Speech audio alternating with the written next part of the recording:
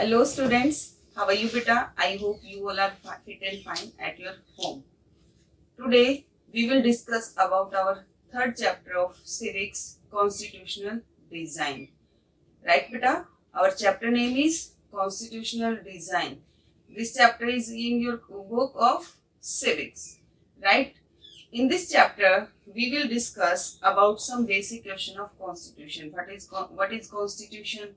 How it is adopted? How it is implemented? Why do we need a constitution? Yeah, what provision draw up in our constitution. तो ये कुछ basic चीजें हैं बेटा जिसमें हम कॉन्स्टिट्यूशन के बारे में पढ़ेंगे. कॉन्स्टिट्यूशन हमारा कब लिखा गया, ठीक है, कब उसको एडॉप्ट किया गया, क्यों लिखा गया, या why it is called the supreme law of the country, right? So this chapter give the answer of certain question related to the constitution. So let's start, and before start our chapter, I want to tell about two countries. One is India and second is South Africa constitution. तो यहाँ पर दो countries होंगी बेटा आपकी. एक हम India के कॉन्स्टिट्यूशन के बारे में डिस्कस करेंगे, इंडियन कॉन्स्टिट्यूशन, और दूसरा साउथ अफ्रीका.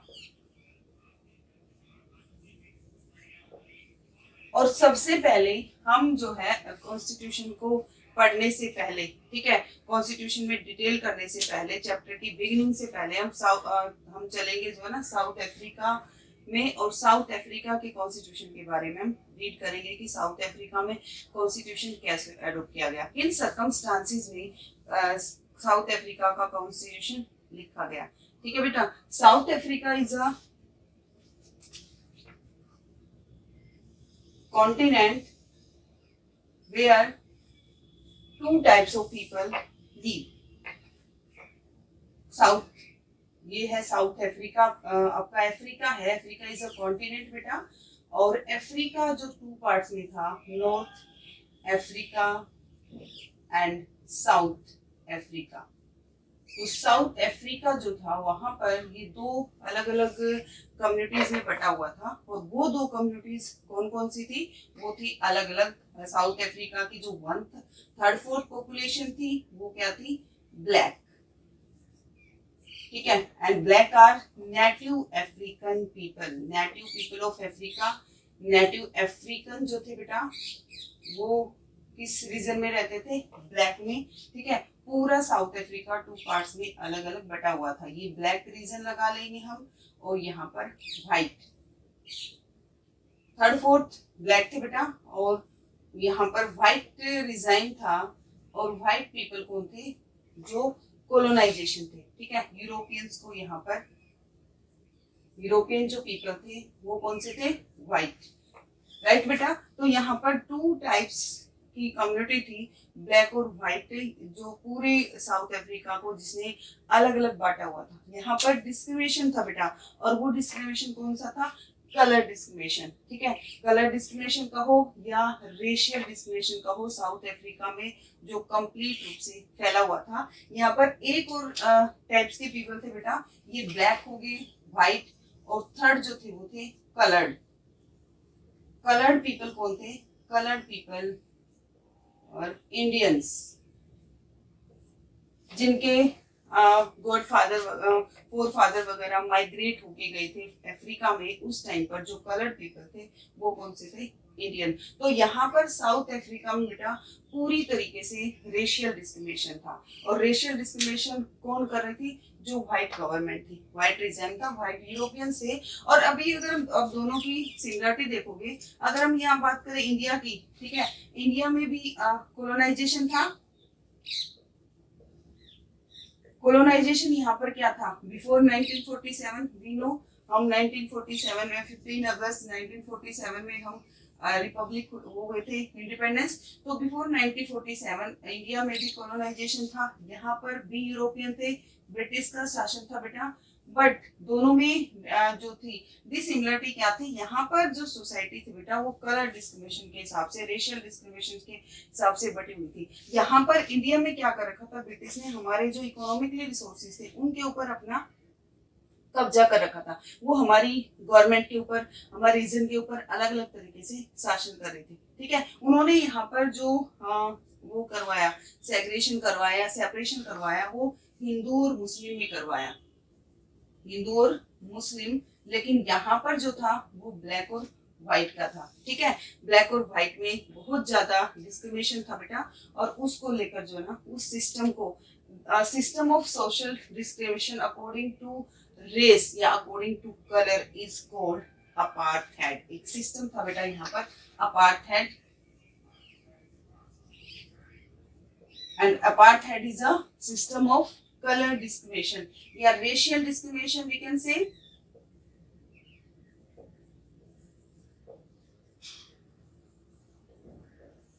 रेस के हिसाब से बेटा यहाँ पर बहुत ज्यादा डिस्क्रिमिनेशन था, और वो डिस्क्रिमिनेशन लोगों को यहाँ पर जो भी पीपल थे अफ्रीका के, जो कलर्ड थे या ब्लैक थे, उनके साथ व्हाइट जो गवर्नमेंट थी वो बहुत ज्यादा डिस्क्रिमिनेशन करती थी, ठीक है बेटा। तो इसके अकॉर्डिंग हम यहाँ पर एक हीरो, नेशनल हीरो की बात करेंगे। Look at the picture of Nelson Mandela. ये नेल्सन मंडेला है बेटा, और नेल्सन मंडेला जो थे वो यहाँ के क्या थे, नेशनल हीरो। लाइक इंडिया में महात्मा गांधी थे,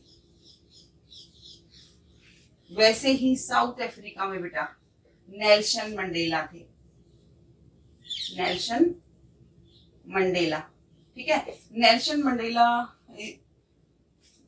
जो नेशनल हीरो थे, उनका क्या रोल था।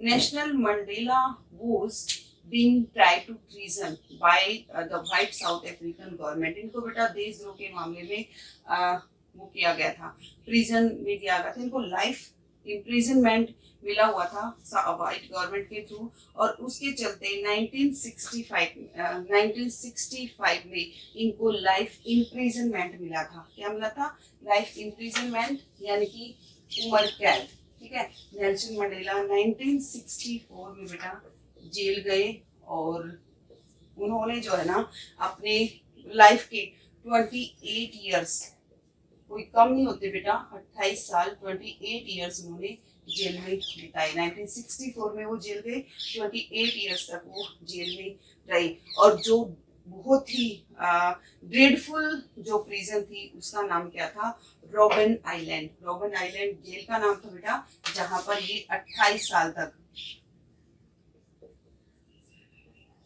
जेल में रहे, ठीक है।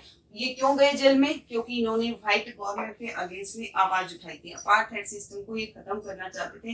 इन्होंने स्ट्रगल किया, जिसके अकॉर्डिंग इनको गवर्नमेंट ने ट्रीजन का आरोप लगा के, देशद्रोह का आरोप लगा के इनको जेल में डाल दिया गया। नेक्स्ट है बेटा आपका स्ट्रगल अगेंस्ट अपार्थाइड। मैंने अभी आपको बताया था एक सिस्टम था यहाँ पर अपार्थाइड, कलर डिस्क्रिमिनेशन जिसको कहेंगे, उसके अगेंस्ट में स्ट्रगल किया। और स्ट्रगल यहाँ पर किसने किया, जो आपकी जो ब्लैक थे, यहाँ के जो ब्लैक पीपल थे साउथ अफ्रीका के, या जो कलर्ड पीपल थे, उन्होंने यहाँ पर स्ट्रगल किया अपार्थाइड के अगेंस्ट में। और अपार्थाइड के अगेंस्ट में जो यूरोपियन, जो व्हाइट यूरोपियन गवर्नमेंट ने जो सिस्टम इम्पोज कर रखा था, कहाँ पर, साउथ अफ्रीका में। एंड ड्यूरिंग कब, 17 और 18 सेंचुरी में। यहाँ पर हम कह सकते हैं रेशियल डिस्क्रिमिनेशन। और रेशियल डिस्क्रिमिनेशन बेटा आपका कहाँ था, साउथ अफ्रीका में। किसने किया, व्हाइट जो गवर्नमेंट थी, व्हाइट जो निजाम था उसके अकॉर्डिंग। और यहाँ पर जो है ना हर एक चीज पे, साउथ अफ्रीका में बेटा हर एक चीज पे जो है ना उन्होंने इस तरीके से अपना कंट्रोल कर रखा था। ये कब किया, ये सिस्टम कब था, 17th and 18th century, right. 17 और 18 सेंचुरी में साउथ अफ्रीका में अपार्ट सिस्टम बेटा बहुत ज्यादा शिखर पे था, ठीक है। तो यहाँ के जो व्हाइट थे वो, जैसे यहाँ पर समझो, जब आप इंडिया के बारे में डिस्कस करोगे, दोनों को कंपैरिजन करके चलोगे, तब आपको अच्छे से समझ आएगा। इंडिया में जैसे यूरोपियंस जो थे बेटा, वो ट्रेडिंग के रूप में आए थे, ट्रेडर बन के आए, ठीक है। और उन्होंने जो ना, जो हमारे लास्ट मुगल एम्पायर थे औरंगजेब, उन्होंने उनसे परमिशन ली और यहाँ पर वो व्यापार करने के पर्पज से आई। सेम थिंग साउथ अफ्रीका में थी, यहाँ पर भी यूरोपियन ट्रेडिंग कंपनी आई इंडिया की तरह, और वो यहाँ के लोकल रूलर बन गई, ठीक है। और उसके बाद इन्होंने अपार्थाइड सिस्टम को इम्पोज कर दिया। अपार्थाइड सिस्टम ने बेटा इस डिवाइड कंट्री को दो अलग अलग भागों में डिवाइड कर दिया। उसके पीपल के ऊपर लेबल लगा दिया white and black, and this label impose according to colour of the people, right बेटा। तो उसके अकॉर्डिंग जो थे अपार्थाइड सिस्टम जो था वो पर्टिकुलरली जो ना ब्लैक वाले जो थे उनके अगेंस्ट में लगाया गया था। यहाँ तक कि बेटा हर एक चीज जो थी वो सेपरेट थी। Black were forbidden from living of white areas. They could work in the white areas only if they have permitted. And जहाँ पर भी ये जाते थे उनको ब्लैक कह के ऐसा उनके साथ जो ना डिस्क्रिमिनेशन या ये कह सकते हैं कि उनको इनफीरियरिटी महसूस कराई जाती थी। यहाँ तक कि हर चीज यहाँ अलग थी। ट्रेन, बसेस, होटल, रेस्टोरेंट या school, cinema hall, libraries, swimming pool, theatre, even जो पब्लिक टॉयलेट्स भी थे बेटा वो भी जो है ना ब्लैक और व्हाइट के अलग थे। And the area separate by black and white is called policy of segregation. इसको बोलेंगे बेटा पॉलिसी ऑफ सेग्रेशन। सेग्रेशन की पॉलिसी क्या थी? जहां पर ब्लैक और व्हाइट के एरिया को बिल्कुल अलग अलग कर रखा था। इवन वो जो ब्लैक जहाँ ब्लैक वहां भी नहीं जा सकते थे जहाँ व्हाइट वर्कशिप करते थे, उनके चर्चेज वगैरह में भी उनकी भी परमिशन नहीं थी, ठीक है बेटा। तो यहाँ से शुरू होती है आपकी साउथ अफ्रीका के कॉन्स्टिट्यूशन बनने की कहानी कि उन्होंने कॉन्स्टिट्यूशन को कैसे अडॉप्ट किया। अब जो 1950 में था बेटा, यहाँ पर जो कलर थे या कलर जो इंडियन पीपल थे, क्योंकि हम 1947 में यहाँ पर इंडिपेंडेंट हो गए थे, 1947 में हम इंडिपेंडेंट हुए थे और 1950 में 26 जन 1950 में हमारा कॉन्स्टिट्यूशन अडॉप्ट हो गया था। तो यहाँ से इंस्पायर होके जो वहाँ लीडर्स थे उन्होंने भी जो ना आवाज उठानी शुरू कर दी और उसके लिए उन्होंने प्रोटेस्ट करना स्टार्ट कर दिया। इवन यहाँ पर जो ना हर चीज के ऊपर बैन था बेटा। वो अपना ऑर्गेनाइजेशन नहीं बना सकते थे, वो अपनी पार्टी नहीं बना सकते थे, वो आवाज नहीं उठा सकते थे, उनको राइट टू वोट नहीं था, कुछ भी नहीं था। तो 1950 में यहाँ पर जो ना कुछ लीडर्स आए, कुछ इंडियंस थे, कलर्ड पीपल और कुछ ब्लैक पीपल ने इनके अगेंस्ट में, व्हाइट रिजाइन के अगेंस्ट में बेटा एक प्रोटेस्ट मार्च लॉन्च किया। और उस प्रोटेस्ट मार्च का क्या नाम था? 1950 में क्या किया? एक प्रोटेस्ट मार्च निकाला, ठीक है। और उस प्रोटेस्ट मार्च या स्ट्राइक कह सकते हैं, और उसको क्या नाम दे दिया? ANC, African national Congress. ANC बना बेटा। कुछ इंडियंस जो कलर्ड पीपल थे, वहां के जो ब्लैक पीपल थे, उन सभी मिलकर जो ना ANC का फॉर्मेशन किया। और ये जो हुआ 1950 में। अब देखो इंडिया में और इसमें यहाँ सिमिलरिटी, हमारे यहाँ पर भी क्या थी? INC हमारे यहाँ पर भी थी। और हमारी INC क्या थी? Indian national Congress. Freedom fighter के टाइम पे इंडियन नेशनल कांग्रेस थी यहाँ पर।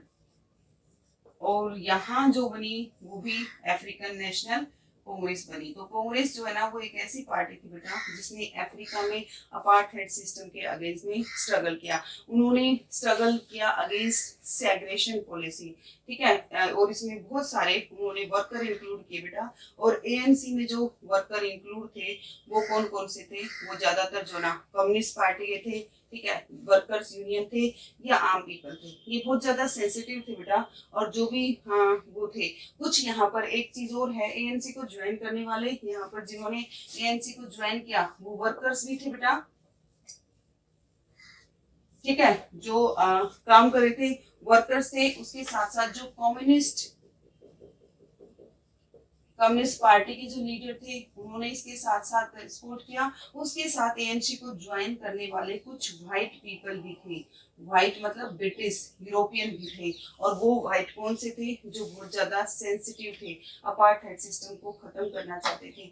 उसके अगेंस्ट में उन्होंने इसको वो किया। They want to reduce the segregation policy and apartheid, and they know the segregation policy is the unjust or racist, ठीक है। तो इस पॉलिसी में बेटा यहाँ पर जब इन्होंने प्रोटेस्ट किया, स्ट्राइक किया, तो बहुत सारी पॉपुलेशन बेटा, जो इनके साथ ही हजारों की संख्या में, लाखों की संख्या में लोग मारे गए, ब्लैक और कलर्ड पीपल जो ना वो मरे। अब इसके अकॉर्डिंग ये जो स्ट्रगल था बेटा, ये किसके अगेंस्ट, फिर स्टार्ट होता हमारा टुवर्ड्स अ न्यू कॉन्स्टिट्यूशन।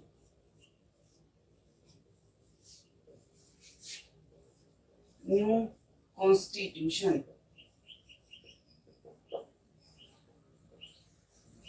तो नेक्स्ट हमारा क्या बेटा, टुवर्ड्स अ न्यू कॉन्स्टिट्यूशन। और वो क्या था कि साउथ अफ्रीका में कॉन्स्टिट्यूशन कैसे बना।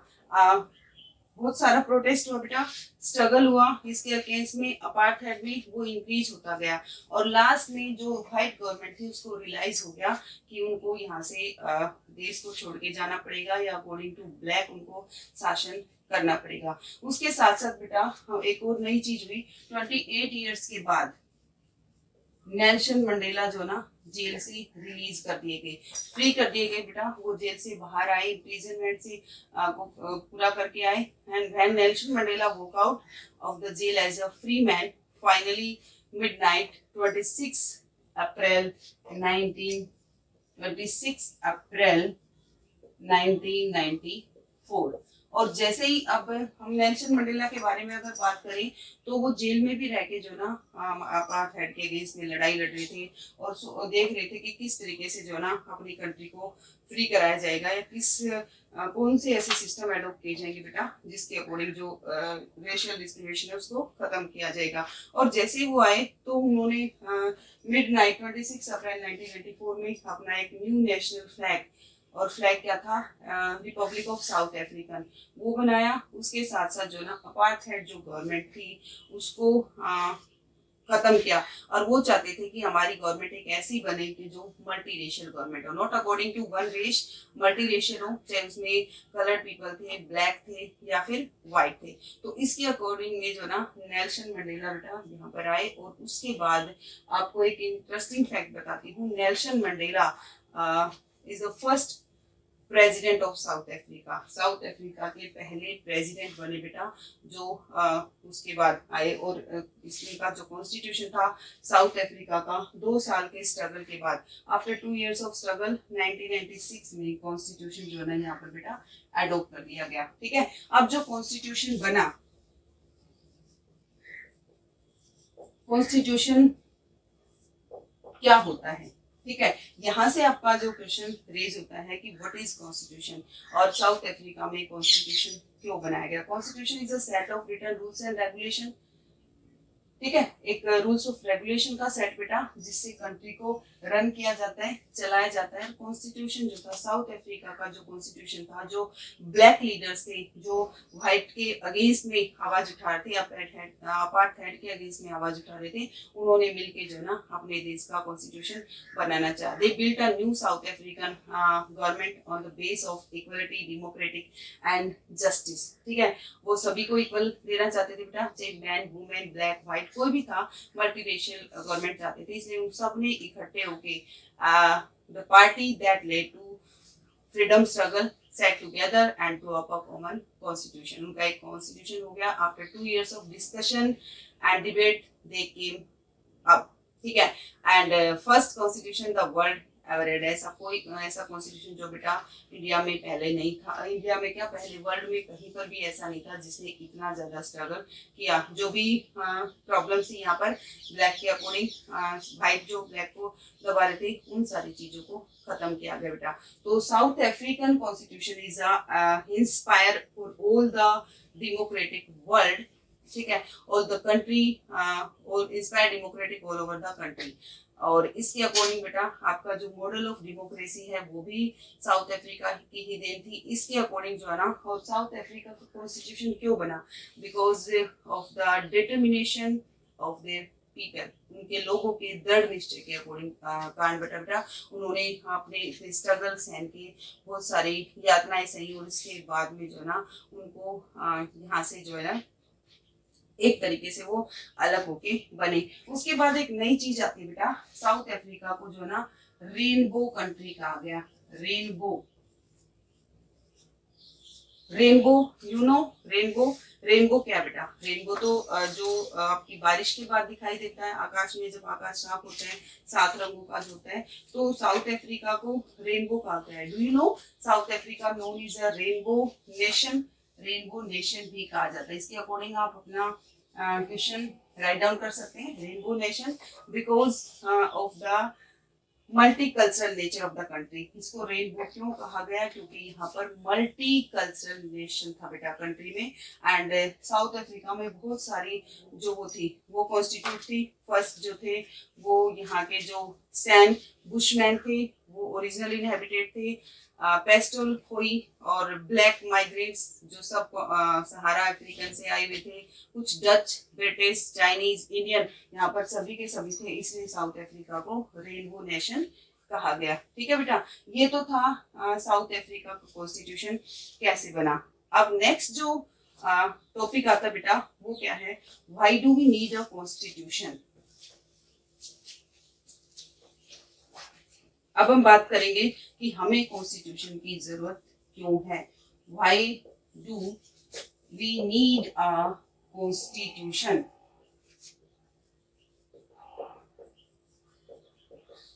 किसी एक कंट्री को कॉन्स्टिट्यूशन की जरूरत क्यों है बेटा? ठीक है, कॉन्स्टिट्यूशन की डेफिनेशन हमने डिस्कस कर ली। Constitution of a country is a set of written rules and regulation that are accepted by all people living together in a country. It is a supreme law that determines the relationship among people living in a territory and also the relationship between the people and the government. Constitution क्या है बेटा? एक set of rules regulation, एक supreme law है जो एक country के और कंट्री गवर्नमेंट और उसके कंट्री के जो पीपल हैं उसके बीच में एक रिलेशनशिप बनाता है। ठीक है, और कॉन्स्टिट्यूशन का काम क्या है कि हर एक चीज वो रिटर्न में है जहां पर उसके अकॉर्डिंग जो है ना किसी भी कंट्री को रन किया जाता है, कंट्री के रूल रेगुलेशन बनाए जाते हैं, वो आपका कॉन्स्टिट्यूशन है। कॉन्स्टिट्यूशन में not really a Marge of book, एक बुक की तरह नहीं है बेटा कॉन्स्टिट्यूशन, वो एक लिविंग डॉक्यूमेंट है। और इंडिया का कॉन्स्टिट्यूशन तो बिल्कुल एक लिविंग डॉक्यूमेंट है, क्योंकि उसमें जो भी चीजें डली हुई है बेटा, जो भी एडअप है, each and every word add up in the constitution is working at present. ठीक है, जो भी डला हुआ है उसी के अकॉर्डिंग एट प्रेजेंट हमारी उसको डाल रखा है। तो कॉन्स्टिट्यूशन की जरूरत क्यों है बेटा? सबसे पहले आप लिखेंगे constitution it generate a degree of trust and coordination. Constitution क्या करता है? जनरेट करता है degree of trust and coordination. दूसरा, it lay down limits on power of the government and it tells about rights of citizen. Fourth is it expresses the aspirations of the people. People की aspirations के according काम करता है। And it specify how government will be constituted and who will have power to take which decision. ये सारे के सारे बेटा कॉन्स्टिट्यूशन की हमें जो कॉन्स्टिट्यूशन की मेन जो थिंग्स हैं वो डिपेंड करती है कि कॉन्स्टिट्यूशन में क्या क्या होता है। कॉन्स्टिट्यूशन जो है ना ट्रस्ट और कोऑर्डिनेशन क्रिएट करता है बेटा, लॉ बनाता है, सिटीजन को राइट के अकॉर्डिंग बताता है, सरकार की लिमिट्स, पावर पे लिमिट्स करता है, लोगों की उसके एक्सपेक्टेशन के हिसाब से, उसके एस्पिरेशंस के हिसाब से जो है ना काम करता है। उसके साथ साथ स्पेसिफाई करता है कि कोई गवर्नमेंट कैसे काम करेगी और रूल रेगुलेशन कैसे बनाए जाएंगे। ठीक है बेटा, ये आपका है why do we need a constitution. और हमारा जो कॉन्स्टिट्यूशन है, इंडियन जो कॉन्स्टिट्यूशन लिखा गया वो किन सर्कमस्टांसेस में लिखा गया? हमें पता है कि हमारा इंडियन कॉन्स्टिट्यूशन जो है ना वो जो स्टार्ट हुआ था कब हुआ था? 1949। ठीक है, दिसंबर 1949 में इसको स्टार्ट कर दिया गया था और नवंबर 1949 में ये बन के तैयार हो गया था। 26 नवंबर 1949 में इसको एडॉप्ट कर लिया गया था। ठीक है बेटा, और ये जो कॉन्स्टिट्यूशन हमारा बना उस टाइम पर बहुत ऐसी सिचुएशन थी देश के सामने जिसके जिन कंडीशंस में जो ना कॉन्स्टिट्यूशन लिखा गया। और कॉन्स्टिट्यूशन जब लिखा गया तो हमारा देश जो था उस समय किससे जूझ रहा था? एक बहुत ज़्यादा ट्रोमेटिक एक्सपीरियंस है बेटा, जिसके अकॉर्डिंग जो है ना उस सिचुएशन से निकल के हमने अपने कॉन्स्टिट्यूशन को एडॉप्ट किया। और कॉन्स्टिट्यूशन जो थे, हमारे जो कॉन्स्टिट्यूशन मेकर थे, उन्होंने हमारा कॉन्स्टिट्यूशन इतना यूनिक लिखा, जितना यूनिक साउथ अफ्रीका का था। ठीक है, तो अभी हमने पढ़ा why do we need a constitution. I think enough for today. Next topic we will discuss in our next video. Thank you.